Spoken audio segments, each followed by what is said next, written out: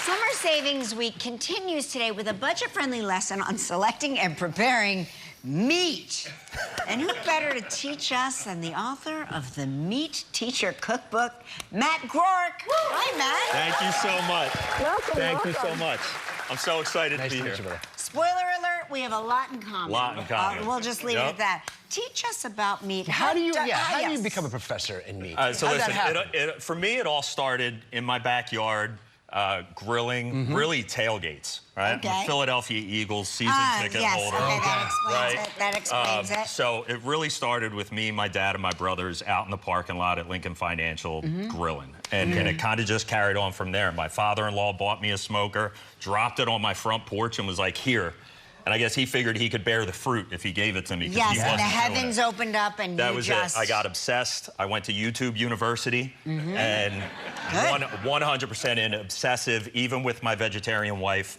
Is your wife a vegetarian? That is so wild. More leftovers for you. So, I mean, I'm an educator, and, you know, I think I'm as good of a student as I am a teacher. Okay, so we are I've learned a lot. Teach us. What are the best cuts of meat that we should All right, so this one is probably my favorite of the group here. Okay.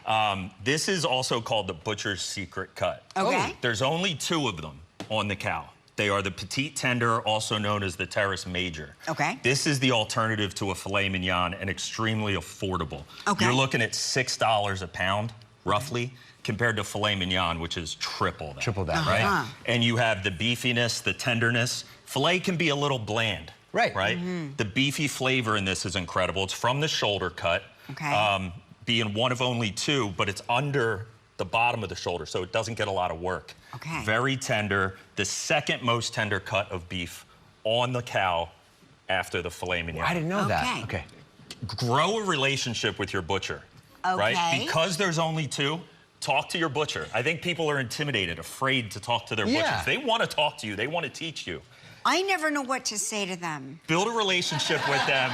You're gonna start with the terrace major. Ask them if they have a terrace major in the back. That is the secret cut. And he's gonna know what I'm saying. He's gonna know 100%. Do you promise he's gonna know what I'm saying? He's not gonna be. Know. But is he gonna give me follow-up questions? If he doesn't know, he's in the wrong business. Okay. Go to another butcher. Okay. What's this? All right. So this is another one. So everyone knows flank steak. Everyone knows skirt steak. Very popular for tacos. This is another alternative. For me, more tender, more beefy. This is called the bavette steak, and it's actually popping up in a lot of restaurants now as well. Bavette.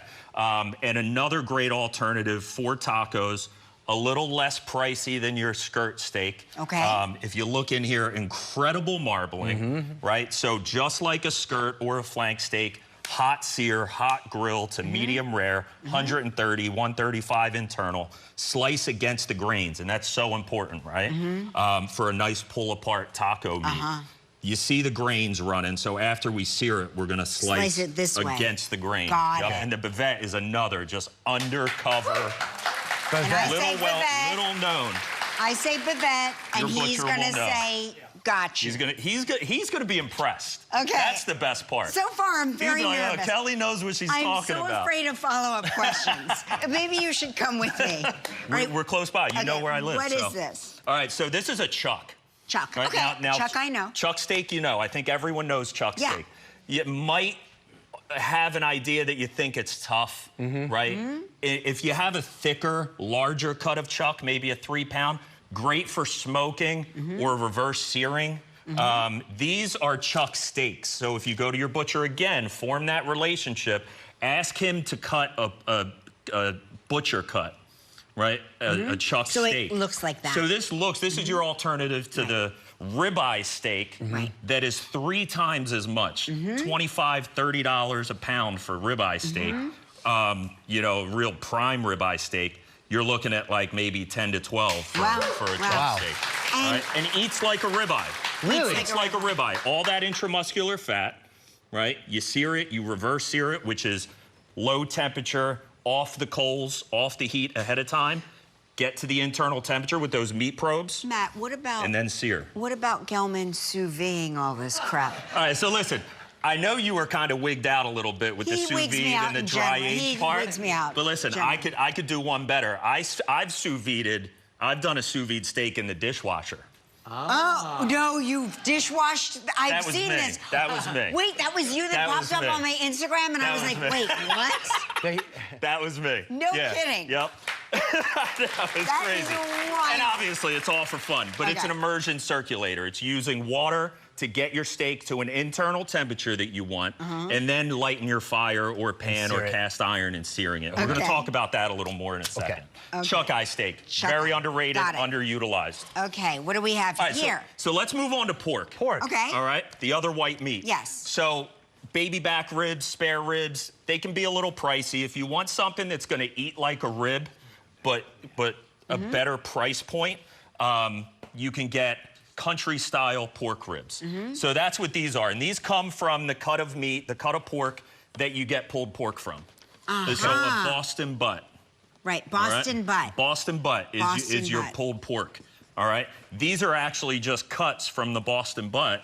And your butcher will have these. You can get these at any meat store in bulk. So if I go to my butcher, guy to guy, I go, buddy. I need a butt. I need a Boston butt. He's going to know what I'm talking about? He will know what you're talking about. I promise you. And this doesn't have bones in it. No bones. So this is boneless. These are ribs I might actually eat. I'm telling you, they take really well to a nice barbecue seasoning. Okay. They take well to barbecue sauce. Marinate them in a Ziploc bag for a few hours, and then throw them on your grill. Reverse sear again.